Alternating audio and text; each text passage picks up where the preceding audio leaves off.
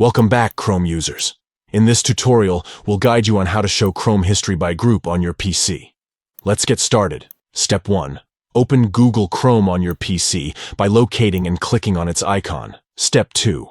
Look towards the top right corner of the screen. You'll notice a button with 3 vertical dots. Click on it. Step 3. A drop-down menu will appear. Now, hover your cursor over History. Step 4. From the additional options that appear, select History again. Step 5. Once you're in the History tab, look towards the top of the page. You'll see a button labeled By Group. Click on it. And that's it. You've successfully learned how to show Chrome history by group on your PC. Organize your browsing history for easier navigation. We hope you found this tutorial helpful.